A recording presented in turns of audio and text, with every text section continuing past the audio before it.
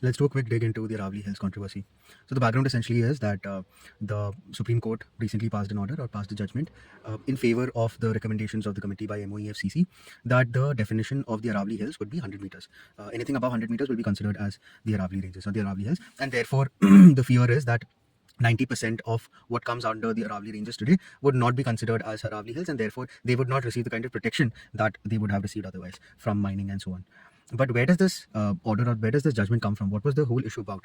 The issue was essentially about the government against mining mafias, against illegal mining essentially. And with that as focus, and also considering the environmental aspect of it, the Supreme Court had asked the committee that was formed by MOEFCC to create a standardized rule for the Aravali Hills across states. So before this, different states had different definitions of the Aravali Hills, and most of these definitions had to do with the slope of the hills, and the survey department, their basic slope is about 3 degree slope or something, and that used to be used. But the problem with that definition was that it is difficult to analyze and implement uniformly across the ranges. So in different places it keeps changing, and therefore those loopholes resulted in a lot of illegal mining activities. And to curb that, the Supreme Court said that let's bring in a standardized rule which will have to do with the height from the sea level, and that will be made uniform across states, so that it becomes easier to tackle illegal mining. Now, how did they come up with the 100-meter rule? They went to the previous records, as is done in any government work. You always look at the previous work that is done. You always look at precedents, and that is the basis on which the future decisions are also taken. So in 2002, from 2002 rather, the Rajasthan government had started using the 100-meter rule to define Aravali Hills. And because it has been in use for the last 2 decades, and Rajasthan has the maximum number of hills of the Aravali ranges, therefore the committee decided to go with the 100-meter rule. So there is a rationale behind that number. It wasn't picked up out of the blue. It has a rationale, and that rationale is that it was being used by the state government of Rajasthan, which has the largest area under Aravalis, and therefore it was recommended by the committee. Now a question can of course be raised as to why go with 100 meters in 2002. Very valid question, because again, as is cited by numerous environmentalists, the 100-meter rule neglects about 90% of the hills. Now, another point in this is that a lot of people have come out after the judgment came out, that saying that why not go with the 20-meter rule instead of the 100-meter rule, because in that case you will be able to cover a larger area, you'll be able to protect a larger area, which is fair. But the only problem is that this argument should have been made during the proceedings in the court.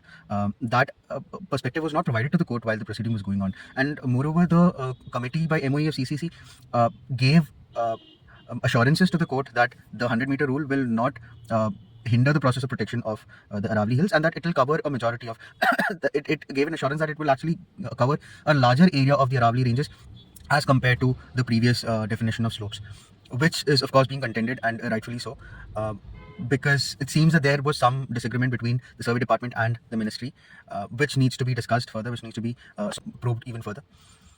Another pertinent question here is that you could also argue that the 100-meter rule was taken 2 decades ago, because over a period of time that there has been the height of the Aravalis has been decreasing, and therefore it might have made sense then, but it need not make sense today, and therefore it needs to be reduced to 20 meters. But then that perspective also needs to be considered then, which is that today, let's say you're considering the 20-meter rule and you're applying the 20-meter rule today, but 20 years down the line, 30 years down the line, the height of the Aravalis might even further decrease, and in that case you would further need to again study and analyze and figure out what new definition needs to be applied to the Aravali Hills to protect it.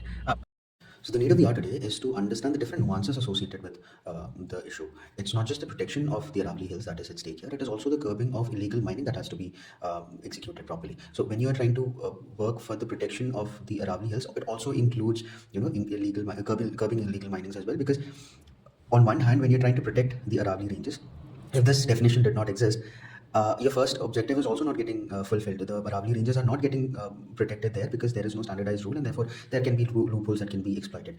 So therefore, to execute that, to achieve that objective satisfactorily, you will also need to ensure that the illegal mining has to be curbed and it has to be stopped, so that government approved mining can take place in areas where in such a way that it does not affect the Aravali Hills. And for that, there will have to be a standardized rules which can be applied throughout the states, but it will have to be done with the perspective in mind that the height of the Aravalis will go on decreasing over a period of time, and therefore the rule will have to be changed every few decades. So that the need for that nuance is very important in today's scenario. It is very crucial in all policy debates that happens, and it is very good that it happens in the public space, but the public discussions will have to bring in that nuance. It just enriches the discussion and the debates.